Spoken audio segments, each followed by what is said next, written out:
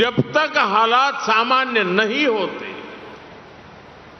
हम सबको मिलकर छोटे छोटे संकल्प लेने होंगे। मेरी देश के हर नागरिक से अपील है, जहां संभव हो पेट्रोल डीजल का उपयोग कम करें। मेट्रो का उपयोग करें, इलेक्ट्रिक बस और पब्लिक ट्रांसपोर्ट का अधिक इस्तेमाल करें, कार पुलिंग को बढ़ावा दें।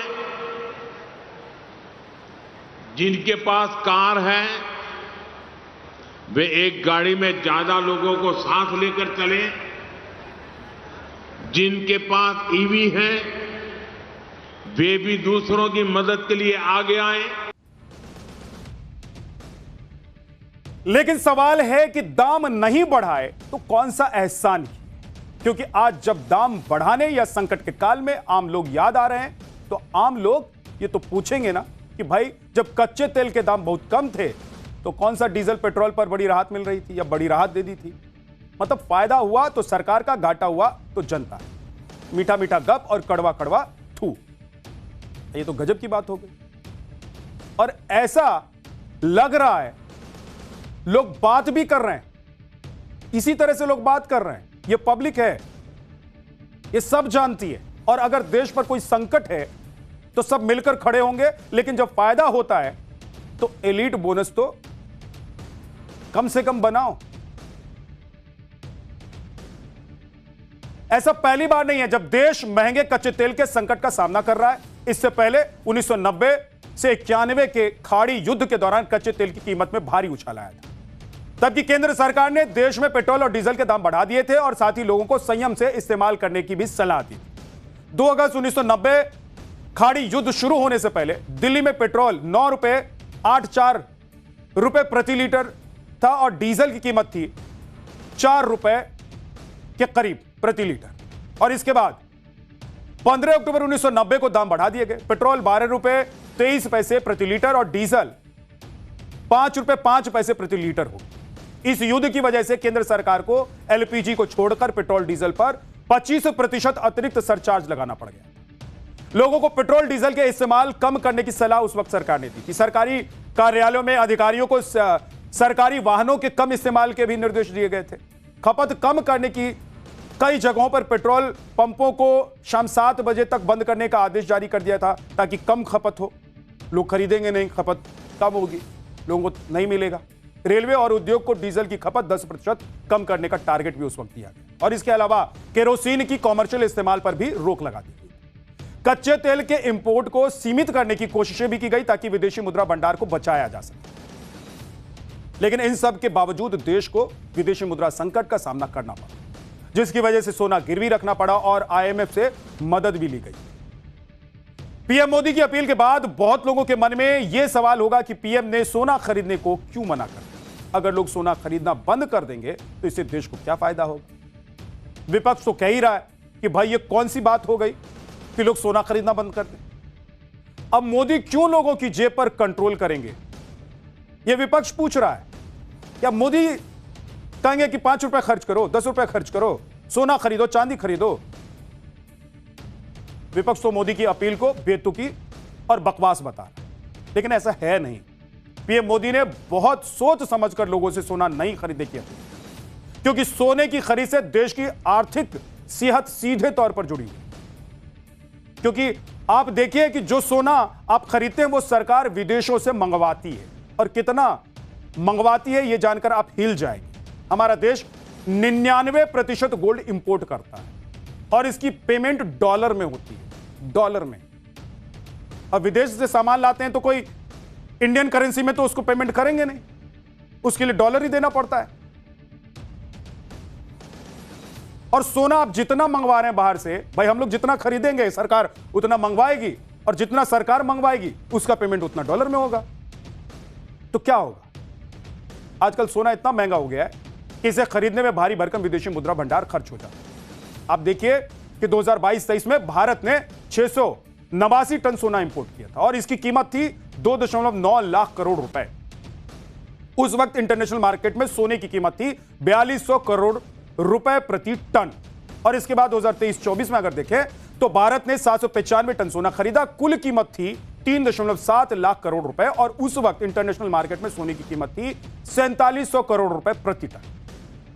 2024-25 का भी आंकड़ा एक बार देख लीजिए। भारत ने कुल 669 टन सोना इंपोर्ट किया और 4.4 लाख करोड़ रुपए डॉलर में चुकाए। इसके बाद इस साल सोने की इंटरनेशनल मार्केट में कीमत थी 6500 करोड़ रुपए प्रति टन।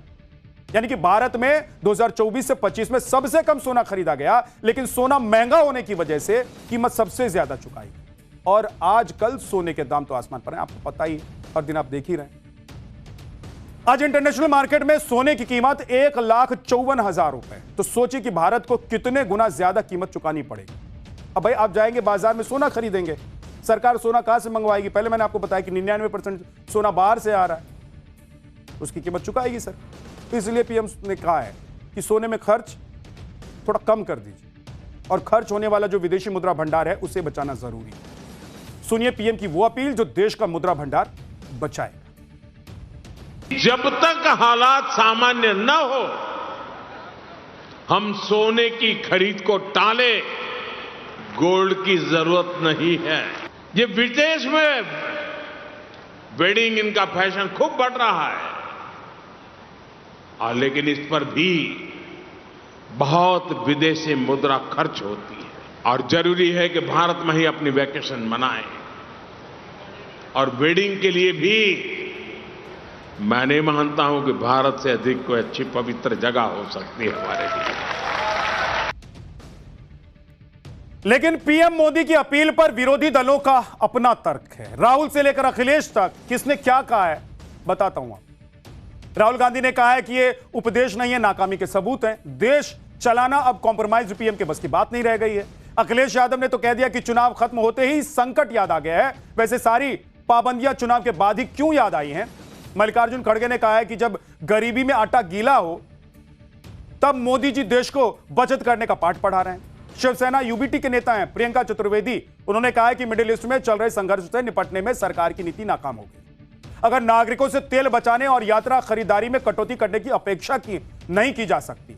इसके अलावा आम आदमी पार्टी और आरजेडी ने भी सरकार को गिरने की कोशिश की। सुनिए।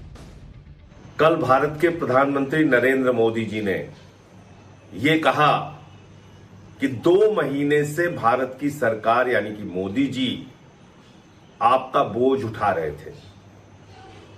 अब चुनाव खत्म हो गया तो अब बोझ नहीं उठाएंगे मोदी जी।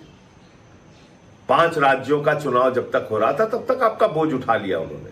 2.5 महीने पश्चात जब आप चुनाव से निवृत्त हो गए, हजारों करोड़ फूंक दिए गए चुनाव में, किसने फूके क्या फूके इस पर बात अलग से करूंगा और कैसे फूके गए तो ये पर उपदेश कुशल बहुतेरे देश करेगा।